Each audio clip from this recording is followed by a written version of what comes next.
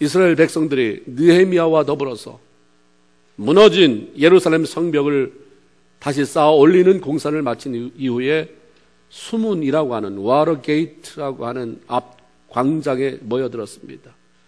그 이유는 하나님의 말씀에 대한 사모하는 마음과 영적인 갈급함이 내면에 생겨났기 때문입니다.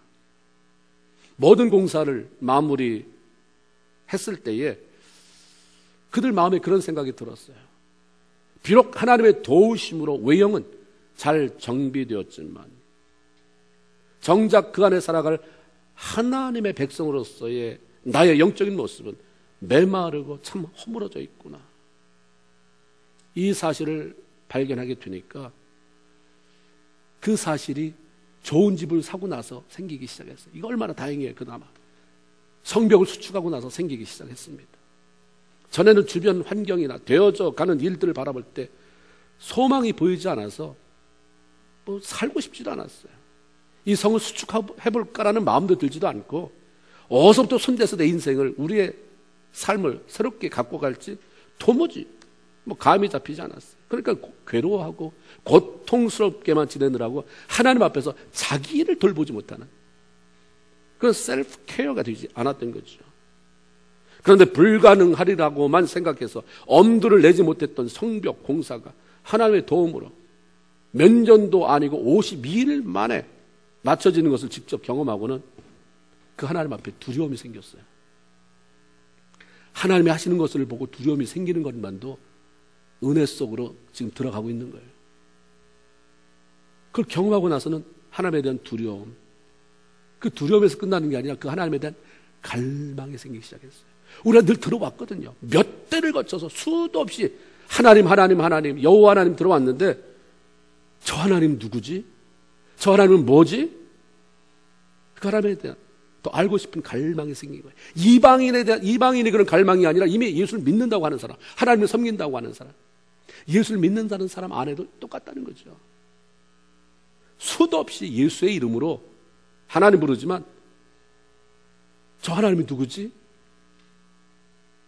이런 갈망이 생기는, 그래서 그것이 해결이 되어지는 그 경험이 별로 없이 살아가고 있는 사람이 의외로 많다고 하는 거예요. 그래서 모든 백성들이 자발적으로 수문 앞 광장에 모여서 제사장 겸 학사인 에스라를 초청해 영적 각성 집회를 가졌습니다. 집회라고는 하지만 거기에 무슨 찬양이 있는 것도 아니고 명성이 높은 부흥 강사가 와서 무슨 말씀을 쪼개는 것도 아니고 에스라가 모세 율법책을 가지고 와서 백성들 앞에서 그것을 그냥 처음부터 끝까지 읽어주는 게 다였습니다. 새벽부터 정오까지 약 6시간 내내 서서 말씀을 들으면서 자신들의 삶이 말씀의 기준에서 얼마나 멀어졌으며 하나님 보실 때 얼마나 제 가운데 살았는지를 알게 됩니다. 나만큼만 예수 믿으라고 그래, 나만큼만 하라고 그래 했던 사람들이 정작 성경 안에 들어가니까, 말씀 속으로 들어가니까 내가 말할 수 없는 하나님 앞에 무례를 저질렀구나, 말할 수 없는 악을 행했구나, 오만 방자하게 살았구나를 알게 되는 거죠.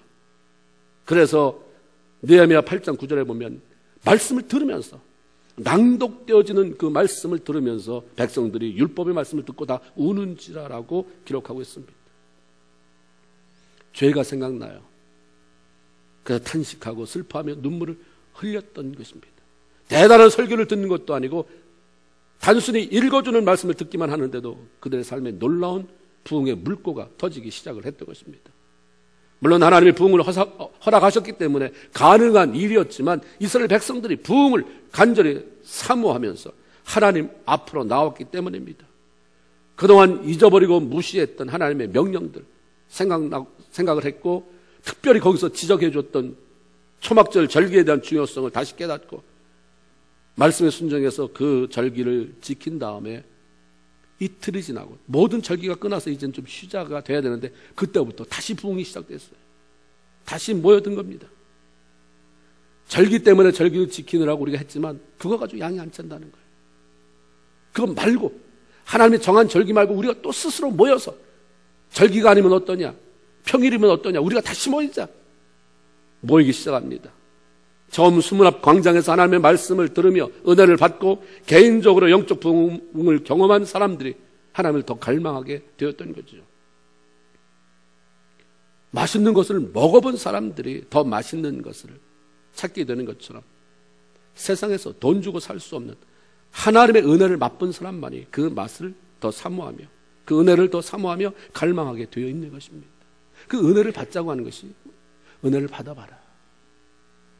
그럼 네가 얼마나 헛된 것 가지고 싸우고 분노하고 나를 믿는다고 하면서 네가 얼마나 메마르게 살아갔는지, 얼마나 천국과 상관이 없는, 나와 상관없는 그런 짓을 하며 살아왔는지 네가 알 것이다. 그러니까 다른 거 말고 은혜를 받자라고 말씀하는 거죠. 은혜를 받으면 더 갈망하는 거예요. 그래서 우리가 뭐라고 하는 영어 단어 참 좋은 것 같아요. I need you more. more.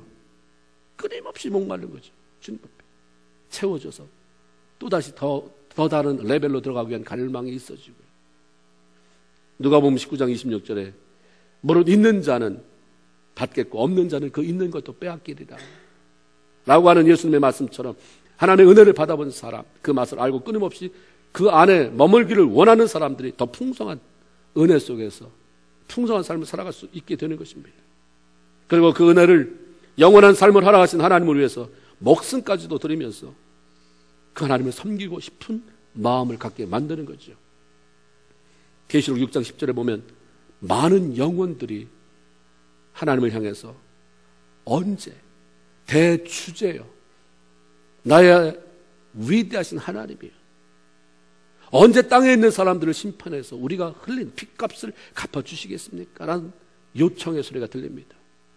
성경은 그 사람들이 하나님의 말씀과 저희가 가진 증거를 인하여 죽임당한 영혼들, 즉 순교자들이라고 설명을 합니다. 순교자들이 우리가 하나님의 영광으로 해서 이렇게 목숨을 바쳤는데 언제 이 땅을 심판해서 우리가 흘린 핏값을 갚아주겠습니까? 라고 그렇게 호소한다는 거예요. 하나님의 말씀이 얼마나 소중하고 그 은혜가 얼마나 크면 자기의 목숨까지도 기꺼이 던질 수 있었겠냐는 거예요. 수많은 순교자들이라고 말하니까 어쩌다 한두 명이 아니라 정말 주님을 위해서 내 목숨도 아깝지 않다라고 목숨을 던진 사람이 수도 없이 있고, 그 응답을 보면 그들의 부르짖는 소리에 대한 하나님의 응답은 아직 잠시 동안 쉬되 저희 동무들과 형제들도 자기처럼 죽임을 받아 그 수가 차기까지 하라는 것이었습니다. 아직 주님이 이 땅을 심판하지 않았지만 그 심판이 이루어진다고 하는 것을 보면 지금도 그 은혜에 감격해서 그 말씀을 지키고 생명을 살리기 위해 자기의 목숨을 드리는 순교자가 계속 나오고 있다고 하는 것입니다. 하나님의 보좌 앞에 그렇게 심판을 호소하는 순교자들이 이미 있고 계속해서 순교자가 차기까지 하나님이 심판을 보류하고 계시는데, 순교자가 차면 더 이상 미루지 않고 심판하시겠다고 하고, 그래서 계속해서 순교자가 지금 나오고 있는 것입니다. 무엇 때문입니까? 은혜 때문이에요. 말할 수 없는 은혜 때문에. 이 땅의 삶이 다가 아니니까. 내가 어디에 투자할 것이냐? 60년, 70년, 80년, 뭐 100년도 못 사는 여기에 내 인생을 투자할 것인가? 아니면 영원한 삶에 투자할 것인가? 그런데 이론상으로는 안 되잖아요. 그게 맞는데 은혜를 받고 보니까 맞구나. 자기 삶을 하나님께 드리는 거죠. 본문의 1절에 보면 이스라엘 자손이 다 모였다고 말합니다.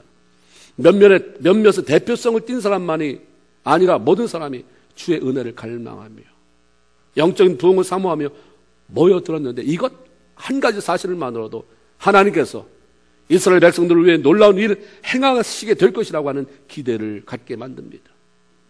그런 나라와 백성들을 어떻게 도탄에 머물게 할 수 있으며 어떻게 축복하지 않을 수 있겠습니까? 전에 하나님 앞에 악을 행하고 멀어졌다 할지라도 그렇게 하나님을 향해 모두 같은 마음으로 모여드는데 어떻게 긍휼히 여기지 않고 어떻게 회복시키지 않을 수 있겠느냐 이 말입니다. 주님의 은혜에 대해서 목말라 하고 갈망하고 사모하며 모여드는 교회를 어떻게 하나님이 사용하지 않을 수 없고, 수많은 문제가 있어서 내가 어떻게 손써볼 수 없는데 가장이 결단하고 우리 다 모이자, 하나님의 이름 앞에 우리 다 모이자, 우리 같이 모여서 기도하자, 예배드리자는데 어떻게 하나님이 외면할 수 있겠습니까? 문제가 있으면 더 모여야 되는데 문제가 있으면 더 찢어지는 게 우리 인간의 본래 본성이에요. 그걸 차고 나가야 그 다음에 열려지는데 차고 나가지 못하니까 거기서 끝. 우리가 모여야 됩니다. 예수 이름 앞에. 그래서 우리를 불쌍히 여겨달라고 말하고 하나님을 갈망한다고 고백하고 그리고 채워짐으로 말미암아 자연스럽게 나는 갈망했을 뿐인데 은혜를 사모하고 모여들었을 뿐인데 주 앞에 무릎을 꿇었을 뿐인데 큰 문제를 가지고 있던 그 문제가 어느 순간에 녹아서 없어지는 것을 경험해야 됩니다. 저희가 하나님이 축사에 대한 경험을 처음 하게 됐을 때 정말 앞에 악한 세력에 잡힌 사람이 뭐 달리 방법이 없어요. 나도 무슨 능력을 경험한 것도 아니고 그래서 저 사람 놓치지 않으면 된다고 그냥 끌어안았는데 돌덩이를 하는 것 같아요. 돌덩이. 뭐 방법이 없잖아요. 하나님 앞에 그냥 기도하는 거죠. 이 사람을 일단 놓치지 말아야 되니까 주님 예수의 이름으로 해보고 다 했는데도 안 나가더라고요. 그래서 주님을 하나님이 나에게 불쌍한 마음을 주셔서 그냥 그분을 같이 내가 기도하는 하나님 보좌 앞으로 나갔어요. 있는 힘을 줬으니까 팔이 얼마나 뻐근한지. 근데 어느 순간에 보니까 나는 그냥 팔만 힘주고 있고 중간이 빈 것 같아요. 보니까 하나님이 역사하셨어요. 그분이 그냥 그 부분이 해결되고 막 우시더라고요. 근데 그 우는 동안에 정말 돌덩어리가 물을 넣은 고무풍선 같이 흐물흐물대고 그래서 같이 얼마나 많이 감격의 눈물을 흘렸는지 그게 제 첫 경험이었는데 아 그렇구나. 주님 앞에 나오면 그냥 문제를 그냥 힘들더라도 바위 덩어리 같고 큰 쇳덩어리 같아도 그냥 부쩍 하나 나가면 하나님의 쇳덩어리 하나 녹일 능력이 없습니까? 바위 덩어리 하나 부술 능력이 없겠습니까? 하나님이 하실 줄로 믿습니다. 임재 앞으로 나가세요. 주님의 보좌 앞으로 모여 기도하면서 하나님이 어떻게 여러분을 위해서 놀라운 일을 행하시는지를 경험할 수 있게 되기를 주님의 이름으로 축원을 드립니다. 이스라엘 백성들이 모여서 한 일은 무엇이냐면 금식하며 굵은 베옷을 입고 티끌을 무릅쓰었다고 했습니다. 이런 것들은 극한 슬픔이나 죄를 뉘우치는 무거운 마음을 표현하는 행동과 차림새입니다. 진정한 부흥은 개인적으로 죄에 대해서 분명한 각성을 하고 그것을 슬퍼할 때 일어났습니다. 예수님께서 마태복음 11장 16절 17절에 이 세대를 무엇으로 비유할까? 비유컨대 아이들이 장터에 앉아 제 동물을 불러가로되 우리가 너희를 향하여 피리를 불어도 너희가 춤추지 않고 우리가 애곡하여도 너희가 가슴을 치지 아니하였도다 함과 같으니라. 이렇게 말씀하셨습니다. 이 세대가 어떠냐면 주님이 봤을 때에 영적인 감각을 상실해서 사람들이 하나님으로 인해서 기뻐할 줄도 모르고 자신의 죄로 인해서 가슴을 치며 애통할 줄도 모른다는 거예요. 예수 믿는데 다 얼굴이 상해 있어요. 그래서 기쁨이 없어요. 그렇다고 해서 하나님 앞에 슬퍼하는 것도 아니고 그냥 멍한 주님 볼 때는 어떻게 이렇게 나 때문에 기뻐하는 것도 없고 그렇다고 해서 네 죄 때문에 슬퍼하는 것도 없고 어떻게 이렇게 감각 잃어버리고 살아가느냐죠. 디모데후서 3장 2절에 이 말씀 때문인지 아니면 사도 바울이 그 느낀 것인지 디모데후서 3장 2절에 말세에 대한 말씀을 하면서 이렇게 얘기합니다. 말세에는 사람들이 자기를 사랑하며 돈을 사랑하며 살아가게 됩니다. 자기를 너무 사랑해서 하나님보다 더 사랑해서 하나님의 죄를 지적해주면 슬프지 않는데 자존심이 상하거나 누군가 나에 대해서 뭔가 좀 더 표정이 이상하든가 말이 이상하게 나왔다든가 자존심을 뭔가 건드렸으면 내가 그렇게 아끼던 돈을 잃어버리면 그때는 가슴을 치고 분노하고 통곡할지언정 하나님을 갈망하고 그 말씀 앞에 회개의 눈물을 흘릴 줄은 모르는 시대다라고 그렇게 말씀합니다. 다 아닌 걸 제가 알지만 한번 점검을 해보세요. 제가 착각을 하고 있다면 답은 여러분이 찾아야 되니까. 신앙인으로 남을 향한 원망과 불평과 분노는 간직하며 살아가는데 회개의 눈물, 더 나아가서 하나님의 은혜로 인해 흘리는 눈물이 메말라 있다면 그것은 생의 위기를 맞이하고 있는 것입니다.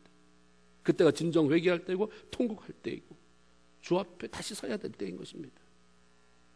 또한 이스라엘 백성들이 모여서 한 일은 이방 사람들과 절교했다고 말합니다. 9장 2절에 보니까, 느헤미야 9장 2절에 보니까 모든 이방 사람들과 절규하고 이렇게 되어 있어요. 하나님의 백성으로 하나님께서 원치 않는 일, 즉 우상 숭배라든가 이방 사람들의 풍습을 따라가며 살았던 것,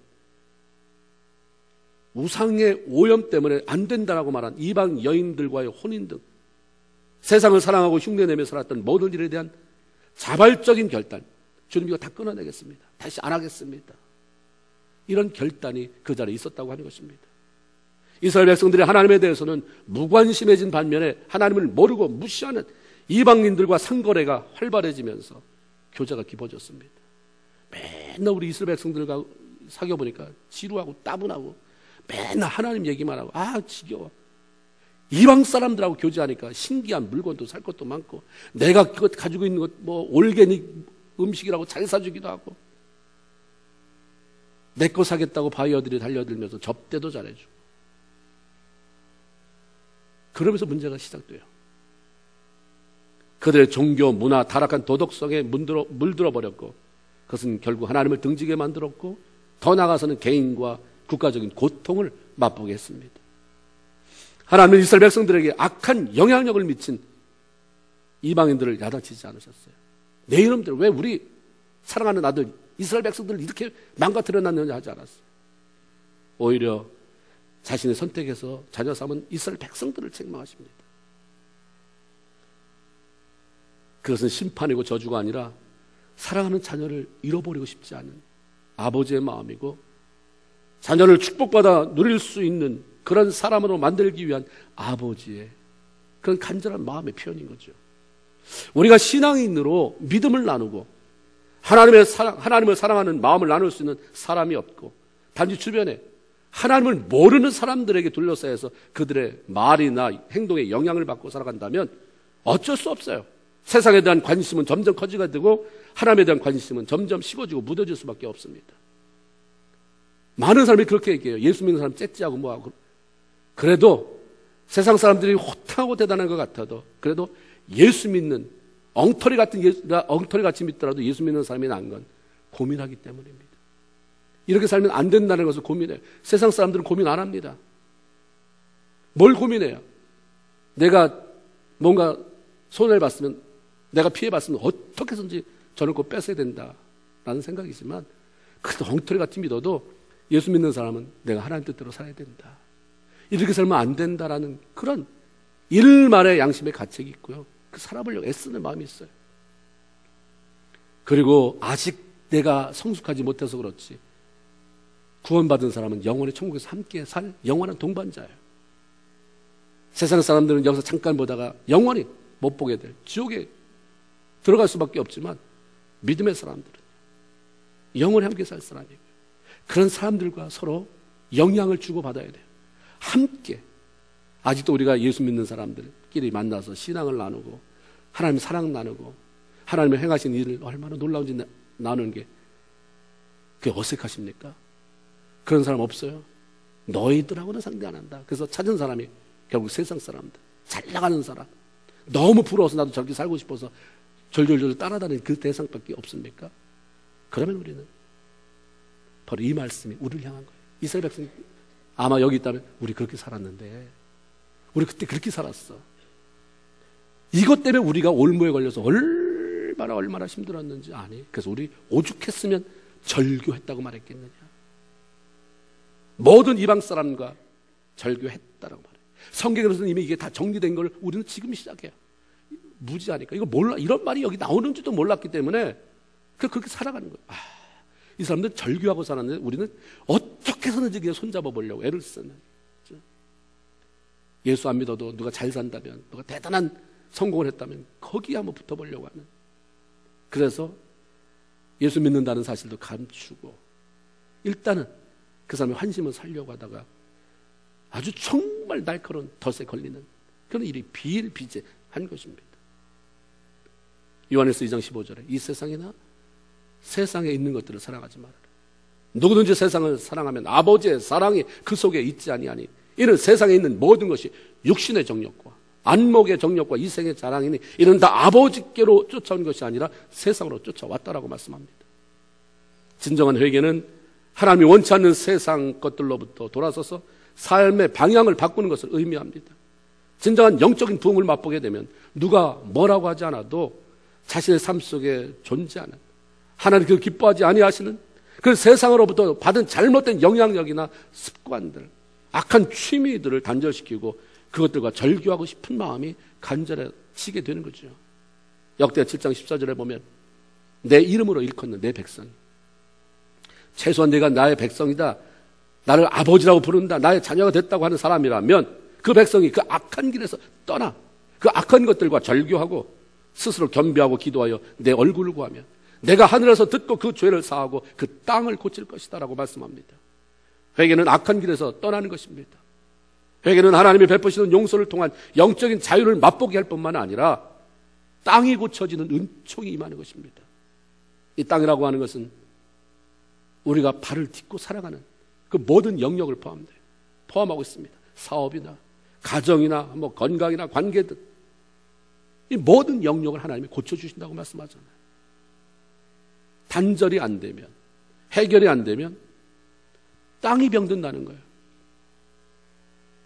해결이 되면 땅이 고쳐진다는 것입니다. 잘못된 것으로부터 뉘우치고 돌아서는 회개의 삶은 주님과의 관계를 새롭게 하고 친밀감을 증가시켜서 우리의 삶을 치유하고 회복시키는 특별한 약인 것입니다. 그래서 우리가 우리 마음에 새로운 결단을 써야 됩니다. 하나님이 기뻐하지 않는 것들과의 절교다. 내가 이렇게 사귀었던 어떤 애인과 절교, 이럴 때 쓰는 게 아니라 예수 믿는 사람은 내가 하나님 기뻐하지 않는 것들과 단절시키고 싶을 때 쓰는 말이 절교입니다. 사단이 유혹할 때 따라합시다. 나는 너와 절교다. 시작. 이런 말을 좀 당당하게 기도하면서 선포해야 되는 거죠. 말씀 듣고 회개하는 일이 수문 앞 광장에서 벌어졌습니다. 이스라엘 백성들이 모여서 한 일이, 성경에 보니까 낮 시간, 그러니까 반은 밤이고 반은 낮이고 칠 때 낮 12시간 중에 4분의 1, 그러니까 3시간이에요. 3시간은 계속 서서 말씀을 들었다고 했습니다. 그래서 3시간은 회개하며 기도했다고 했어요. 백성들이 오랜 3시간 동안이나 계속 회개하고 결단하고 이럴 수 있게 된 것은 제사장들이 낭독한 하나님의 말씀을 듣고 마음의 도전을 받았기 때문입니다. 죄를 깨닫고 슬퍼하면서 진정으로 돌아서야 부흥을 경험하죠. 그런데 말씀이 없으면 죄를 깨닫지 못하는 거예요. 그러므로 부흥을 사모하면 말씀으로 돌아가야 하고 깨달은 대로 회개하며 행동으로 옮기는 일이 있어야 되는 것입니다. 미국의 1차 대각성, 영적 각성을 주도한 사람이 조나단 에드워드 목사님이라고 말합니다. 그는 대단한 부흥사도 아니었습니다. 어느 날 조나단 에드워드 목사님이 희미한 촛불 밑에서 자기가 준비해온 설교 원고를 아주 작고 떨리는 목소리로 읽었을 뿐인데 듣는 사람들이 성령의 강한 감동에 사로잡혀서 자신의 죄를 고백하고 울며 뒹굴었고 여기서부터 부흥의 물꼬가 열렸다고 말합니다. 부흥을 사모하는 마음과 하나님의 말씀에 대한 갈망이 불을 붙인 거예요. 부흥은 분명히 하나님이 하시는 일입니다. 그렇지만 하나님의 말씀을 갈망하고 내면에 하나님의 말씀 들어온 것과 내면이 부딪히게 될 때 그 안에서 놀라운 부흥의 불꽃이 솟아오르는 거죠.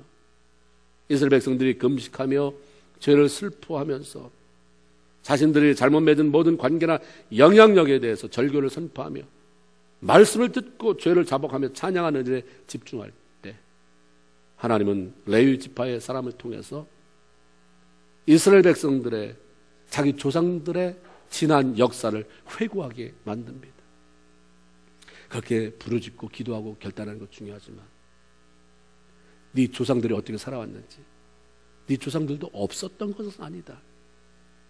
내가 지금부터 레위 지파의 사람을 통해서 들려줄 테니 들어보고 뭐가 잘못됐는지, 네 조상들이 뭐가 잘못돼서 그런지, 네 조상들과 너는 뭐가 다른 점인지, 뭐가 똑같은 점인지 한번 생각해보고 네 방향 설정을 해라. 지난날 하나님께서 이스라엘이라고 하는 자신의 백성들을 어떻게 인도하셨고 백성들은 그 하나님의 인도하심에 어떻게 반응해 왔는지, 그래서 그 결과가 뭔지, 그래서 정말 잘 살았느냐, 그래서 고통스러웠느냐, 한번 이유를 찾아봐라라고 그 말씀을 들려주시고 있는 거예요. 그래서 이 느헤미야 9장이 그렇게 길어요. 하나님이 그 얘기 들려주시기 때문에. 그 역사를 통해 지금 살아가고 있는 이스라엘 백성들로 하여금 하나님 앞에서 자신들의 모습을 새롭게 비춰봄으로 새로운 삶으로의 방향 전환을 이루게 하고 축복을 누리는 하나님의 사람으로 다시 이렇게 세우기를 원하셨기 때문입니다. 하나님 말씀 앞에서 정직하게 자신을 돌아보면서 무엇 때문에 실패한 삶 살아왔는지를 깨닫고 방향만 전환할 수 있어도 지금 그 자리에서 소망된 그런 미래를 또다시 계획할 수가 있는 것입니다. 과거에 발목 잡히는 것은 미래에 대한 소망을 없어지게 해요. 그러나 자신의 과거를 하나님 말씀 앞에 비춰볼 때는 반드시 소망이 생기는 줄로 믿습니다. 괴로울 때 무슨 술 한잔 먹고 잊어버릴, 그거는 정말 바보 같은 짓이에요. 왜 괴로운가를 하나님 앞에 찾아보셔야 되잖아요. 뭔가 내가 하나님이 원하는 그 답을 찾지 못하고 내가 틀린 답을 찾아서 그게 맞는 줄 알고 살았으니까 이런 일이 생기는데, 하나님은 답이 뭐라고 말씀하시는가를 찾으면, 근데 많은 사람이 답을 술에서 찾으려고 그래요. 예수 믿으면서도 답은 술에서 찾아요. 안 그렇습니까? 그래요. 하나님의 말씀 앞에서 찾으라고 그래요. 말씀 앞에서. 그래서 이스라엘 백성들에게 장시간 걸리지만 그 서 있는 사람 앉으라고 말씀하지 않고 다시 또 들려주세요. 그 긴 이야기를. 하나님은 아브라함을 선택하셔서 갈대 우르에서 인도해 내신 사건 이렇게 하셨다. 아브라함 때부터 이제 너희가 이렇게 해서 너희가 여기 있게 된 것이다. 이제 그렇게 시작합니다. 갈대아 우르에서 내 조상 아브라함을 내가 빼냈다. 갈대아 우르는 우상 숭배로 유명합니다. 아브라함의 아버지 데라도 우상을 만들어 팔던 사람인데 하나님은 그런 환경 속에 살던 아브라함을 끌어내서 자신의 백성으로 삼으시고 믿음의 조상으로 세우셨던 것입니다. 이것은 일방적인 하나님의 계획이고 은혜지 아브라함에게 그럴 만한 어떤 조건이 있기 때문이 아니었습니다. 아브라함을 끌어내신 하나님은 그의 이름을 열국의 아버지라고 하는 뜻을 가진 아브라함으로 바꿔주셨어요. 아브람에서 아브라함, 너는 이제 한 개인이 아니라 열국의 아버지다. 하나님이 직접 이름을 바꿔주신 것입니다. 자신조차가 멸망할 수 없는 존재인데 하나님의 값없이 주시는 그런 구원을 받았을 뿐만 아니라 이제 자신을 통해서 수많은 하나님의 자녀들이 이 땅에 태어나게 되고 다른 사람에게 영향력을 끼치는 축복의 통로로, 축복의 사람으로 바뀌게 된 것입니다.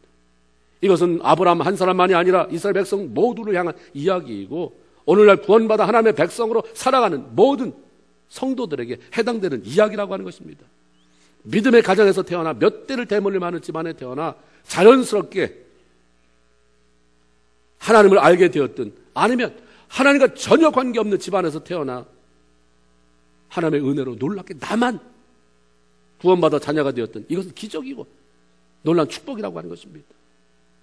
그러면 이 사실만으로도 평생 감사하며 살아야 되는데 어찌해서 감격을 잃어버렸느냐? 어찌해서 너희가 그 하나님 감격은 고사하고 그 하나님을 괴로워하느냐? 감격하십니까? 괴롭잖아요. 많은 경우에 예수를 믿어야 돼.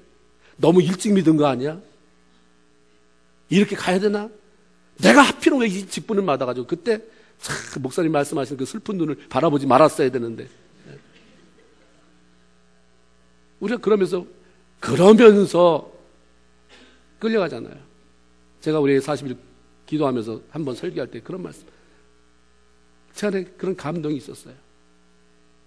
주님과 동행하며 걸어가는 사람이 있고 끌려가느라고 하나님 앞에 섰는데 이 반쪽이 다 이 상처로 찢어진 사람이 있고 멍에를 같이 매자고 해서 내 멍에를 매자고 해서 안 되는 사람이 있고 멍에를 맨다고 그냥 내 문제가 너무 심각하니까 하나 알았어요 했는데 가보니까 같은 멍에를 보면 꼼짝없이 앞을 주님과 같은 방향을 바라봐야 되는데 너무 지겨워서 뒤로 빼고 힘들다가 이 목에 상처가 엄청난 사람들도 있고 이게 오늘 신앙인의 모습이에요. 주와 같이 길 가는 것 그건 다른 사람의 가사고 주와 같이 이번엔 여러분의 가사네. 주와 같이 길 가는 것 아까보다 줄어들었어요. 확실히 주와 같이 길 가는 것 지겨운 일 아닌가. 이건 아멘 하라고 주는 건 아니라 생각해보라고 주는 건데 아멘 하면 이거는 안 되는 거죠. 그렇죠? 여기서도 우리 신앙생활의 비극이 시작되는 거예요. 신앙생활 하면서 지겹고 그러면 우리가 이 문제 때문에 뭐 문제, 사업을 위해서 자녀를 위해서 기도하는 것 같은 열정을 가지고 우리가 이 문제 가지고 왜 나에겐 예수 믿는데 기쁨이 없습니까? 왜 하나님이 뭐 다라고 말하고 다 사람들 그러고 간증집도 내는데 나는 왜 이렇게 예수를 믿으면서 또 교회를 안 가면 또 껄쩍지근해서 또 교회는 가는데 근데 왜 기쁨이 없습니까? 이걸 이렇게 물어봐야 되잖아요. 하나님 그냥 정말 목숨 걸듯이 하나님 물어봐야 되는데 그리고 해결함을 받아야 되는 건데 우리가 그러지 못할 때가 참 많이 있습니다. 이스라엘 백성들의 문제가 여기서 시작됐어요. 하나님 볼 때는 이게 또 얼마나 놀라운 일이냐. 니네가 뭘 믿음의 백성이 되기 위해서 내 백성 되기 위해서 나의 특별한 사랑을 받기 위해서 뭘 준비를 했느냐 뭐 대단한 일을 했느냐. 그리고 내가 한 거야 내가. 그래서 전능한 하나님 천지만물을 지은 하나님이 너의 보호자가 되고 보호막이 된다는데 이거 너 안 기쁘니? 이거 놀라운 일 아니니? 근데 어떻게 나를 괴로워하느냐. 여기서부터 비극이 시작됐어요. 하나님은 이스라엘 백성들이 계속 이제 이어지는 말씀이 그렇습니다. 하나님 이스라엘 백성들의 태도나 반응이 어떠하든지 하나님이 내가 먼저 선택했으니까 신실하게 그들을 이끌어갔어요. 하나님 앞에나 부모 앞에나 최고로 그 욕보이는 게 뭡니까? 누가 나를 나래요? 야단쳤더니 너 그렇게 살면 안 된다. 그러니까 누가 나래요? 이거는요 정말 악을 행하는 거예요. 내가 너를 먼저 사랑했다. 누가 나를 선택하래요? 지겨워 죽겠어요. 나는 좀 나중에 하시지. 이스라엘 백성이 그런 태도로 살았는데 하나님은 거기에 아무런 말씀 안 하시고 그냥 신실하게 그들을 이끌어 가셨어요. 구절의 말씀처럼 이스라엘 백성들이 애굽에서 종싸내며 고통스러워 부르짖을 때에 그 땅에 10가지 재앙을 내려서 바로 왕을 꺾고 이스라엘 백성들을 해방시키셨습니다. 그리고 그들이 앞에 놓인 시퍼런 홍해 그리고 뒤로 추격해오는 바로 군대 앞에서 어찌할 바를 모르고 소리를 지르고 있을 때에 동풍을 일으켜 바다를 갈라서 이스라엘 백성들로 하여금 마른 땅처럼 지나가게 하셨고 바로의 군대는 그 물속에 수장시켰습니다. 그리고 이스라엘 백성들은 알지도 못하고 원하지도 않았지만 그들을 젖과 꿀이 흐르는 가나안 복지로 이끌어 가셨습니다. 그 행로 중에 농사를 지을 수 있습니까? 뭘 사다 먹을 가게가 있습니까? 먹을 것이 필요함을 아시고 하늘을 열어 만나를 내려주셨고 그래서 배고프지 않게 하셨어요. 반석에서 생수가 솟아나게 하셔서 그들의 갈증을 해소시켜 주셨다고 말씀합니다. 길 없는 광야를 지날 때 길잡이가 필요한 것을 아셨고 사막의 기후가 낮에는 뜨겁게 내려주는 태양으로 정말 살인적인 견딜 수 없는 상황이고 밤에는 추위로 인해서 견딜 수 없는 사실을 아셨습니다. 그래서 구름기둥, 불기둥을 보내서 낮에는 구름기둥으로 그늘을 만들어주시고 또 그것들이 이스라엘 백성들을 인도하게 하셨으며 밤에는 불기둥으로 그들에게 온기를 부어주시고 그리고 가야 할 방향을 환히 비춰주는 역할을 하게 하셨다라고 말씀합니다.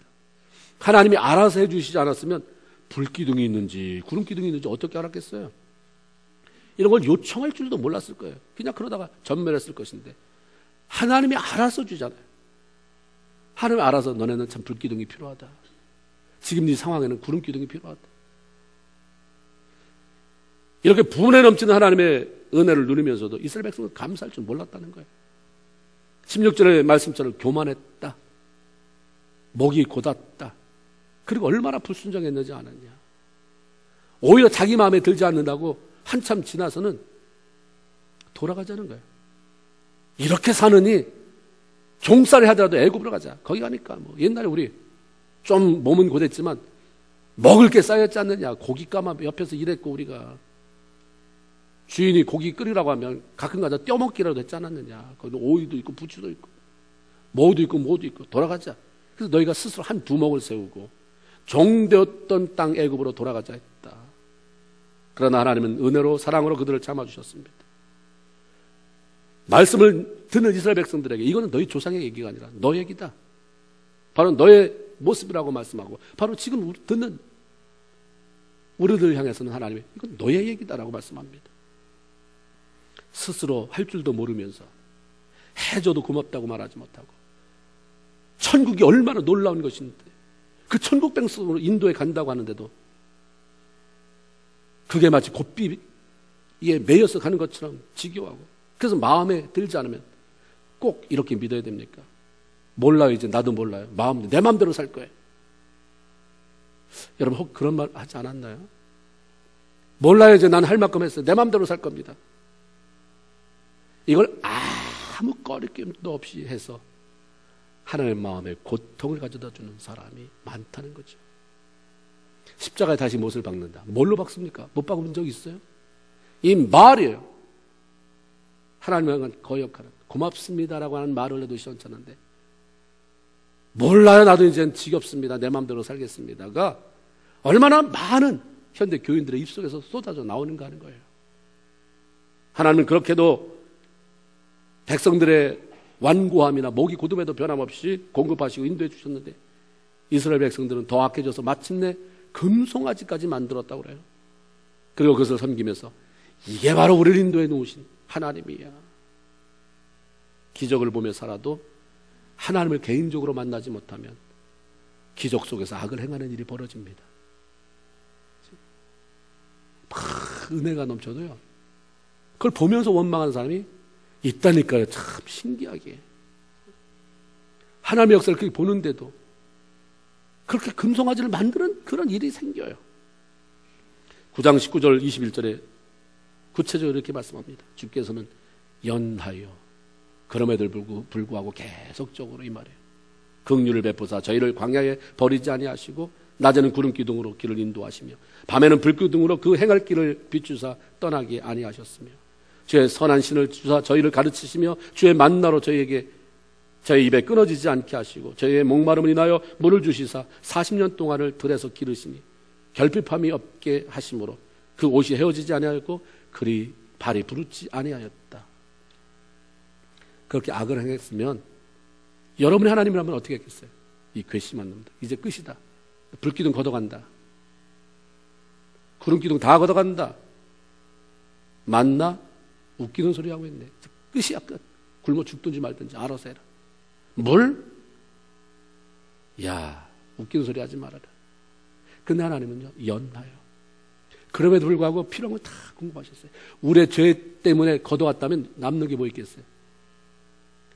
지금 가지고 있는 거, 여러분이 잘해서 가지고 있는 것입니까? 하나님이 만약에 너 이래서 내가 준 거 이거 뺏어간다, 다 빼갔으면 뭐 남았겠어요? 골조는 내가 새겼다고 그래서 그럼 기둥만 당근해놓고 벽돌 다 빼갔다고 생각해 보세요. 모른다는 거예요. 모른다는 거예요. 난 안 빼간다. 내가 안 빼갔기 때문에 감사할 줄 모르고 더 악해져 가는 게 은혜를 모르는 사람의 모습이라는 거예요. 사람들은 광야의 고난이라고 말하지만 하나님은 40년 동안 광야에서 그들을 길렀다고 표현하세요. 광야로 내몰았다 이게 아니라 광야에서 너희를 길렀다. 거친 환경을 통과하면서 하나님의 백성으로 자라서 그 복을 누리며 살기를 기대하셨다고 하는 말씀이죠. 그런데 백성들은 괴로움에 몸부림치며 오히려 하나님을 대적합니다. 지금 여러분이 광야라고 말하고 지금 그게 힘들다고 했을 때 날 하나님이 내몰아쳤다가 아니라 기르고 계시는 거예요. 그 다음 단계가 가나안이기 때문에 너 그거 누리려면 사실은 고난의 상황보다는 축복된 상황에서 하나님을 더 많이 잊어버려. 그렇죠? 여러분 어려울 때 신앙이 둔감해졌습니까? 괜찮게 살 때 신앙이 둔감해집니까? 그래서 가끔 어려움 주시는 것은 정신이 번쩍번쩍 나게 하는 것은 영적인 그 샤프함을 잊어버리지 않도록 영적인 그 센서티브한 그런 예민함을 잃어버리지 않게 하는 것인데 괴로워서 몸부림치고 그 하나님의 깊은 뜻을 알면 하나님 감사합니다.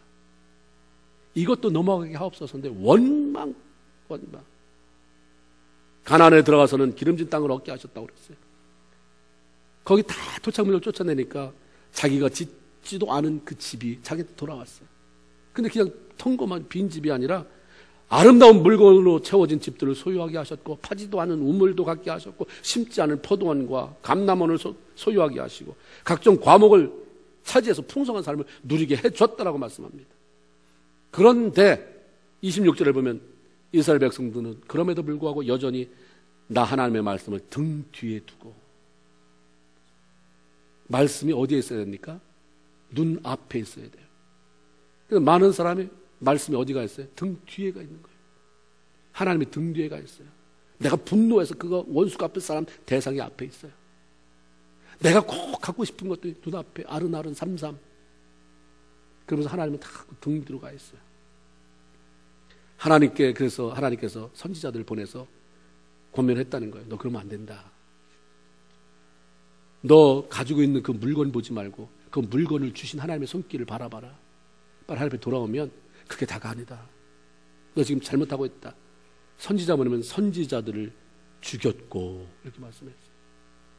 말씀하면 픽픽 되잖아요. 여러분 픽픽 되고 있는 사람이 있습니까? 픽픽 소리가 안 들려오지만 여러분 귀에 들리면 회개하세요. 말씀 앞에 픽픽 되지 마세요. 필요하니까 하나님 주시는 거 아닙니까? 전하는 자는 불완전하지만 전해지는 말씀은 하나님의 말씀입니다. 그 말씀 앞에 픽픽 되지 마시고 나에게 주시는 말씀이라고 한 1초라도 마음에 왔으면 잡고 가서 기도하세요. 이럼에도 불구하고 베푸시는 이스라엘 하나님의 은혜, 그 하나님의 은혜 레위 지파를 통해서 계속 들려주는 거죠. 이런 하나님의 놀라운 은혜, 자기 조상에게 임했던 그 놀라운 은혜 듣게 되고, 그리고 거기에 하나님의 백성이라고 말하는 자기 조상이 어떻게 반응했는지도 보게 된 거죠. 어떻게 이렇게 끊임없이 사랑과 은혜로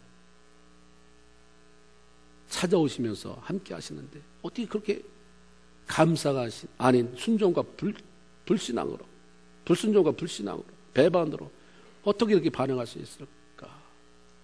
근데 그 생각과 더불어 드는 게 뭐냐면, 이게 우리 조상의 문제만이 아니라 내 문제구나, 우리의 문제구나. 그래서 그들이 모두 다 이렇게 고백해요. 하나님, 우리는 악을 행하였사오나 하나님은 진실을 행하셨습니다. 아멘입니까? 악을 행할 때도 하나님은 진실하게 행하셨어요. 하나님의 말씀에 대한 불순종과 감사치 못하는 삶이 하나님이 베풀어 주신 축복의 땅을 누리지 못하고 오히려 그것에서 종이 되어서 이방 나라 왕들에게 조공으로 축산물과 소산물과 모든 것을 다 뺏기고 우리 자유도 잃어버리게 되었는데, 지금 발견하니까 하나님이 우리에게 읽어준 그 말씀, 우리 조상의 태도, 이것과 더불어서 살펴보니까 바로 이게 문제였군요. 하나님 앞에 감사하지 못하고 하나님을 등 뒤로 돌리고 살았던 것. 왜 하나님이 우리에게 축복하시는데 왜 그걸 누리지 못하고 오히려 거기서 종된 그 다 뺏기는 삶을 살아가는가? 너희도 그렇게 살기 때문이다라고 말씀하는 거예요. 왜 뺏기냐 그거를.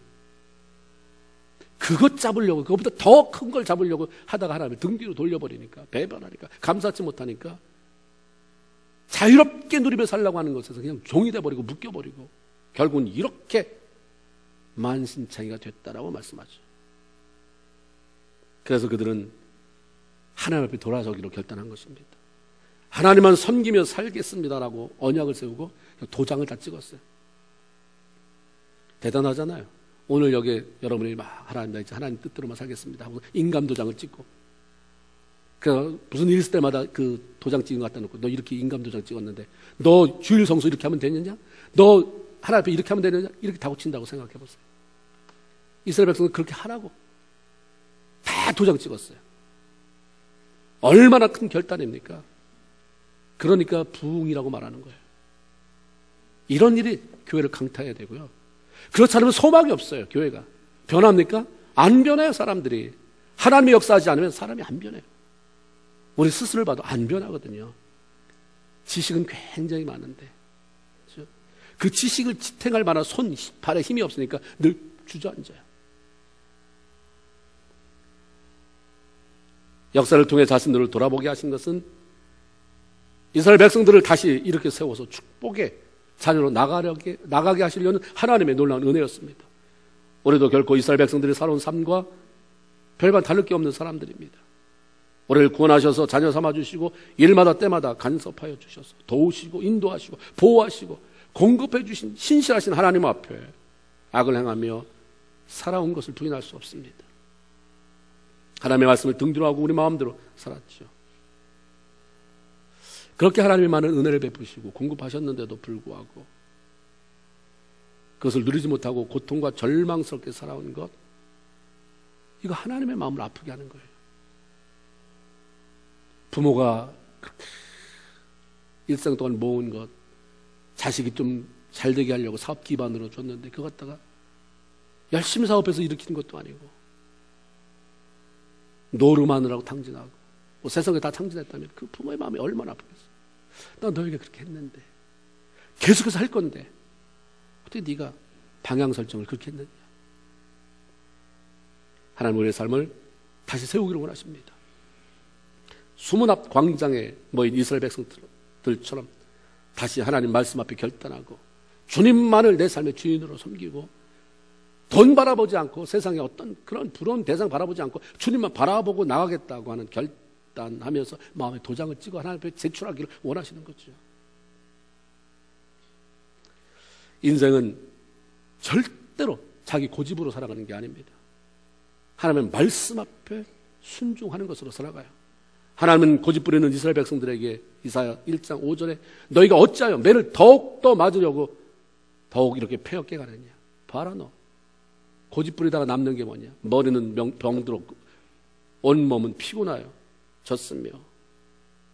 고집 부릴 때 나타나는 현상.